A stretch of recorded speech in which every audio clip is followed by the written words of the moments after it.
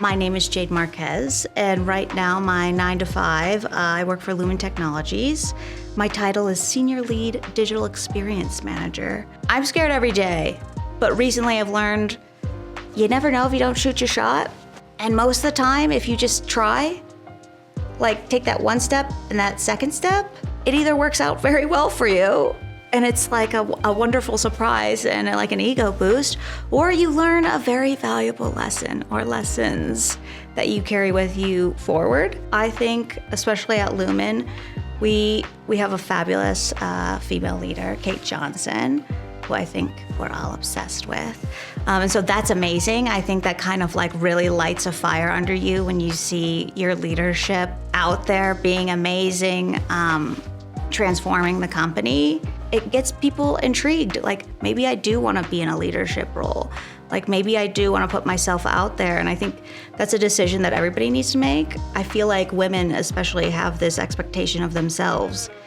Oh, if you're tasked with this, then you must do the whole thing. Instead of, hey, I'm tasked with this, I collaborated, we came up with this. Maybe there's like a little bit of fear, like of proving yourself, proving your value. And if you bring people in, maybe that might be seen as you can't do it yourself. I would say that probably I started my career with that energy, feeling like if I didn't do it or if I asked for help that I wasn't meeting or exceeding expectations. What I've learned is to like let go and to not be so tightly wound and to just kind of ask for help. Don't be shy. If you know somebody that's really good at something that it's kind of in your space, hit them up, see if they'll help, get their advice. Asking for help and letting go has been like really huge for me. Now that I've, been in the game and I've succeeded and I've failed and I've tackled challenges that I never thought I would achieve, I'll say ask for help immediately. Like as soon as you get that project, start hitting people up, asking questions. I would say 90% of it is asking questions and being quiet and learning. And then the 10% is like hitting the go and putting people in a room together.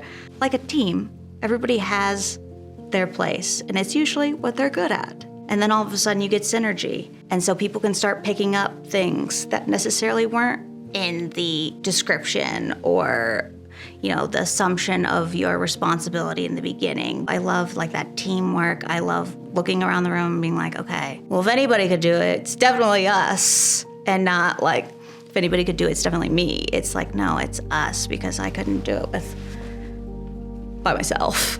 My 2 favorite leaders have been male, and they have been very, very into teaching me, but also uplifting my work. Like whenever my work is being talked about in the rooms where decisions are made, being like, well, this is Jade, let me have her speak to it. And that's something else that I have just recently realized like is a huge green flag when it comes to your leadership, is if you're working on really great work, that they call you up to talk about it instead of kind of like grab that great work and talk about it themselves, but making sure that you're in those rooms so people know what you've done. I've been seen. I am valued. My advice would be sometimes if you're not being seen, that's not the right place. And as somebody who's struggled with like loyalty to a fault, releasing things that don't serve you is very important. And I would say like any good relationship, what you're putting in should be coming out. That keep your head down and work hard, and then you'll get noticed and promoted. That's what I was kind of told by my dad. No, don't do that. I would say work hard, talk about it loudly. If you are that type of person who can't talk about their work or themselves in a way that doesn't feel cringe or, brown nosy, then you can put yourself in a vulnerable position for people to take advantage of you.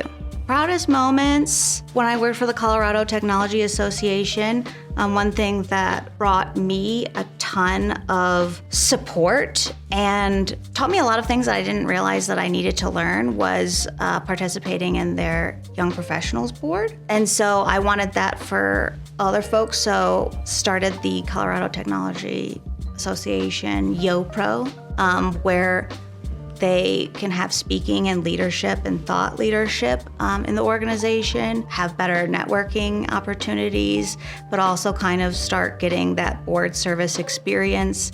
I think learning how to work with a whole bunch of people with different motivations, different perspectives on one thing is very hard, but 100% necessary. I would also say that creating a network is very important because what I always tell people, your network is your net worth. Don't forget it. I need other like-minded, professionally motivated women to talk to when stuff goes down. I can't tell you how many times I'd call them with, like, in my mind, an impossible situation, and we'd get together for a happy hour, and I would have women like who was in HR, who was, completely different areas give me advice. And I would take a little nugget from each and come up with my own, like, okay, this is how I'm gonna handle it. And I know for a fact that if I didn't have them there to give me the advice that they did, I would not have made such strategic, smart decisions that didn't screw myself over. I think we should have more young professional boards because, you look at board service, that aren't young professional boards, and there's like no young people. And there's definitely not a lot of women. And so I think like getting people thinking about it potentially is also something I'm very proud of. In 2022, I was the chair of the Women's March Denver. I feel great about it. It's something that I've achieved. But marching right after Roe v. Wade was overturned was one of the most stressful, dark, painful learning moments of my life. And like all areas, it changed my feminism. It definitely taught me how heavy responsibility can be. But also, again, it taught me how to lean on the people that I'm doing it with, to ask for support. It was one of the largest things that I've done. I felt like my whole life was kind of leading up to that. My personal passion is, women's rights and gender parity in government and industry and in leadership. And so I felt like my whole life had led up to this. I don't think we need to change. I think allies need to change. I think people need to take a real look on what showing up as an ally looks like. I think we're out here doing the work, and sometimes it takes other folks also being like, hey, that's a microaggression, or like, hey, we don't have enough diversity in this room. Hey, how can we have this leadership, this thought leadership, when it's all white men who kind of look similar, wearing a same outfit? It's kind of like taking the allies, not necessarily women, men, other folks, to call these things out, because I think we've done enough. I think we just need to show up now and be our fabulous selves, because we do bring a different type of leadership. Like, we do bring a different perspective. Like, we are mothers, we're sisters. We do bring that. But I'm like, we've been bringing that every day. And so I think other people need to step it up now and open their eyes and realize diversity makes you successful. It makes you a good team. It makes people feel like they belong. Outside the box thinking happens, innovation happens, problems are solved. And so like, if you're into that, then you're into diversity, and you should be into allyship, and you should change.